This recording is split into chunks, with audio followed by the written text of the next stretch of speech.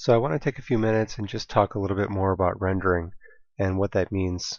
In Maya, there are many things that we can create, but not all of them can get rendered. For example, if we create another curve, and I just draw this anywhere in the scene, this is great, but this as itself is not something that could be rendered because it is just a bunch of points that has this imaginary line that's kind of drawn along it. Same thing with if I were to create a custom camera.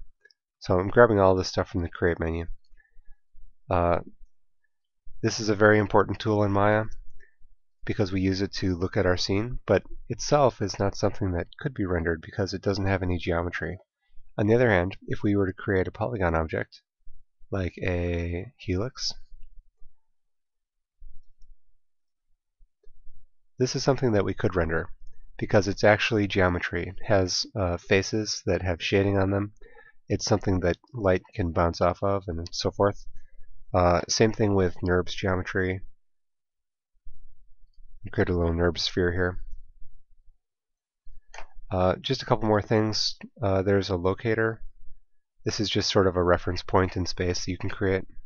It's just a little three-dimensional plus sign. So if you go to the render menu from the hotbox, I'm going to tear that off, and render current frame. So as you can see, there's nothing behind these objects, so it just renders black. And we've got this sphere and the polygon helix. Let's just go ahead and create a little thing behind it. By the way, this is probably a good time for me to mention that I've got this marking menu that I use. And this is something you can set up for yourself if you like, but don't worry about it for right now. This is just something that I use as a shortcut to create things. They all come out of the Create menu. Like I was saying before, there's multiple ways to do things in Maya, which is pretty cool. Okay, so just create a plane. And this will just be like a little backdrop for our scene here.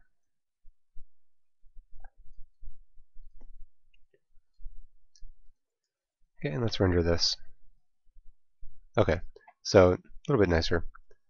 And fill the frame here.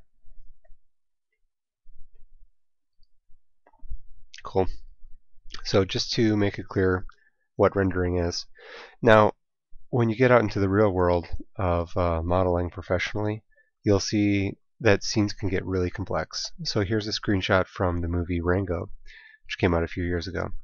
And almost everything you see here is made of polygons, including the characters' faces and their clothing, the environment that they're in. The fire is not polygons, but it's actually done with a particle system.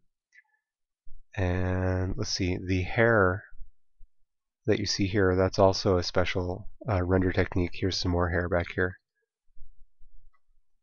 You'll notice there's a lot of really fine detail on the walls, and that's done with surfacing or texturing. So you'll notice that all these characters have color and tone to their skin and things like that. That's done by surfacers, which essentially apply color and texture to the geometry using Photoshop and other programs.